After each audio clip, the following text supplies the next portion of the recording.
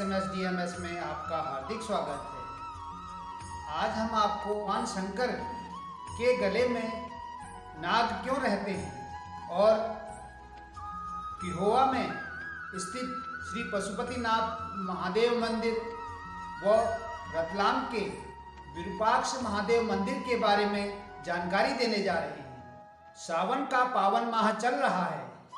इस माह में महादेव एवं माता पार्वती की उपासना होती है। महादेव को सावन का महीना बहुत प्रिय है। धार्मिक मान्यताओं के मुताबिक सावन के महीने को कामना पूर्ति करने वाला बताया गया है। इस माह में आराधना करने से आपकी सभी इच्छाएं पूरी हो जाती हैं। वहीं महादेव का स्वरूप अन्य देवताओं से अलग है। उनके गले में नाग, जटा में गंगा, सिर पर चंद्रमा तथा हाथ में त्रिशूल, डमरू इस बात का प्रतीक है। मगर क्या आप जानते हैं इन सभी चीजों को धारण करने के पीछे अलग अलग वजह हैं। महादेव सिर्फ इंसान की भक्ति से नहीं, अन्य जीवों पर भी अपनी दृष्टि बनाए रखते हैं।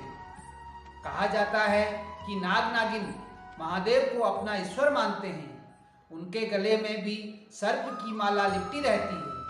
आइए आपको बताते हैं इसके पीछे की पौराणिक कथा के बारे में।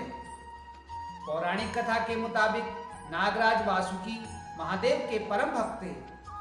वे हमेशा उनकी उपासना करने में लीन रहते थे। कथा के मुताबिक समुद्र मंथन के वक्त नागराज वासुकी ने रस्सी का काम किया था। महादेव नागराज की भक्ति देखकर खुश हो गए। उन्होंने वासुकी को अपने गले से लिपटे रहने का वरदान दिया। इसके पश्चात से नागराज वासुकी अमर हो गए। अब बढ़ते हैं अगली जानकारी की तरफ।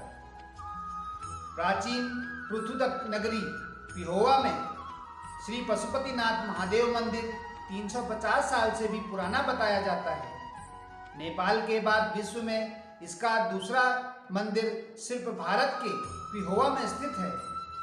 इस मंदिर में बना शिवलिंग कसौटी पत्थर की एक शिला से निर्मित है। यह बेहद कीमती पत्थर है। इसका इस्तेमाल शुद्ध सोने की पहचान करने में किया जाता है। इस मंदिर में पूजा करने का विशेष महत्व बताया गया है।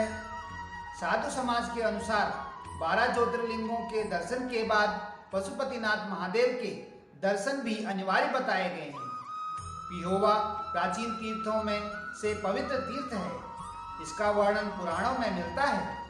यहाँ पर पिंडदान का विशेष महत्व है। यहीं पर बाबा श्रवणनाथ ने तप करके सिद्धि प्राप्त की थी। उन्होंने श्री पशुपतिनाथ महादेव मंदिर का निर्माण करवाया था। 1763 ईस्वी में तत्कालीन महाराजा रणजीत सिंह द्वारा इस मंदिर का जीर्णोद्धार किया गया। श्री पशुपतिनाथ मंदिर नेपाल के बाद भारत में केवल एकमात्र कुरुक्षेत्र में है। मंदिर में शिवलिंग कसौटी पत्थर की एक शिला से ही निर्मित है। इसके 4 मुख चारों दिशाओं में और एक मुख्य ऊर्ध्वगामी है। इसलिए इसकी विशेषता और ज़्यादा हो जाती है।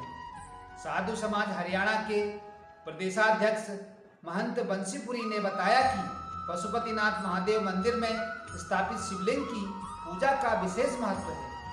पशुपतिनाथ शिवलिंग की स्थापना करीब 300 साल पहले बाबा श्रवणनाथ द्वारा की गई थी। देश भर में 12 ज्योतिर्लिंगों के दर्शन के बाद पशुपतिनाथ महादेव के दर्शन करना अनिवार्य है, जो विश्व भर में 2 ही जगहों पर है। एक नेपाल के काठमांडू में और दूसरा भारत के कुरुक्षेत्र के पिहोवा कस्बे में स्थापित है। श्रद्धालु अक्षयनंदा ने बताया कि सावन माह के चलते मंदिर में श्रद्धालुओं की भारी भीड़ रहती है।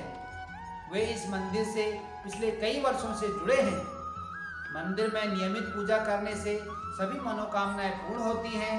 महादेव की कृपा से यहाँ आने वाले श्रद्धालुओं के बिगड़े काम सही हो जाते हैं। मंदिर में शिवलिंग का फल एवं फूलों से विशेष रूप से श्रृंगार किया जाता है। बढ़ते हैं अगली जानकारी की तरफ। रतलाम के विरूपाक्ष महादेव मंदिर को 13वां ज्योतिर्लिंग कहा जाता है। इस मंदिर की बनावट इसे और भी खास बनाती है। इस मंदिर में कई शैलियों का सम्मिश्रण है। इस मंदिर की एक और खास बात ये भी है कि यहाँ महाशिवरात्रि के दौरान देश भर से संतान प्राप्ति की कामना को लेकर दंपति आते हैं, जिन्हें प्रसाद के रूप में दूध की खीर देते हैं। संतान प्राप्ति पर दंपति अपनी शक्ति अनुसार यहाँ आकर दान पुण्य करते हैं। 1964 में बिलपांग में ही खुदाई के दौरान प्राप्त एक शिलालेख इस तथ्य की पुष्टि करता है कि इस मंदिर का जीर्णोद्धार संवत 1198 में गुजरात के चक्रवर्ती सम्राट सिद्धराज जयसिंह द्वारा मालवा राज्य को फतह कर जाते समय किया गया था। कई श्रद्धालु से 13वां ज्योतिर्लिंग भी मानते हैं। 64 स्तंभ पर मंदिर बना हुआ है और मान्यता है कि कोई इनको गिन नहीं पाता। यहाँ पर लंबे समय से महाशिवरात्रि पर यज्ञ का आयोजन होता रहा है। हिमाचल, अरुणाचल सहित देश के अनेक हिस्सों से श्रद्धालु यहाँ आते हैं। विरूपाक्ष महादेव मंदिर परमार, गुर्जर, चालुक्य की सम्मिश्रित शिल्प शैली का अनुपम उदाहरण है।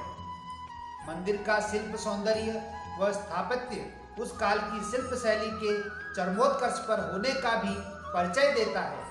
मंदिर में गर्भगृह, अर्धमंडप, सभा मंडप निर्मित है। सभा मंडप की दीवारों पर विभिन्न वाद्य यंत्रों के साथ नृत्यांगनाओं को आकर्षक मुद्राओं में दर्शाया गया है। सभा मंडप में स्थापित मौर्यकाली स्तंभ इस बात का प्रमाण है कि यह मंदिर मौर्यकाल में भी अस्तित्व में था। स्तंभ पर हंस व कमल की आकृतियां बनी हुई हैं। मध्य में मुख्य मंदिर के चारों कोनों में 4 लघु मंदिर हैं। पंचायतन शैली के इस मंदिर में जैन, सनातन, बौद्ध, मुस्लिम शिल्पकला का बेहतर सम्मिश्रण नजर आता है।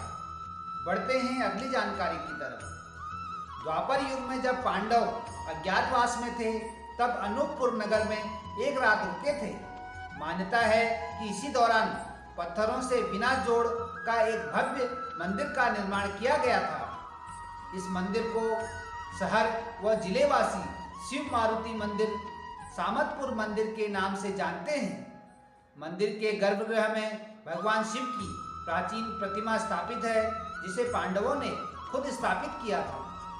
मंदिर में हनुमान जी की भी प्रतिमा विराजित है, इसलिए मंदिर का नाम शिव मारुति पड़ा। यह मंदिर अद्वितीय स्थापत्य वास्तुकला के लिए प्रसिद्ध है। मंदिर का निर्माण भी अन्य मंदिरों से हटकर है। जनश्रुति है कि पांडवों ने मंदिर के साथ करीब 8 एकड़ में फैले तालाब का निर्माण भी किया था। महाशिवरात्रि और सावन सोमवार में यहाँ श्रद्धालु जलाभिषेक व पूजन के लिए आते हैं। जनश्रुति है कि अज्ञातवास के दौरान 5 पांडव और द्रौपदी ने 14 वर्ष का वनवास शहडोल संभाग क्षेत्र में बिताया था।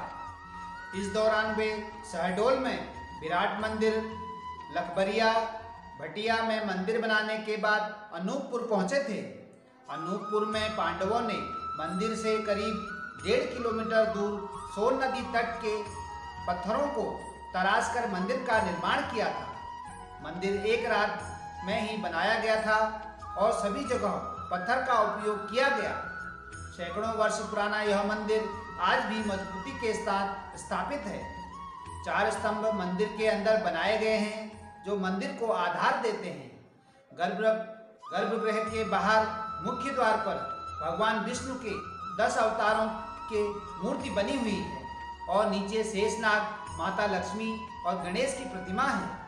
द्वार के दोनों तरफ गण द्वारपाल हैं।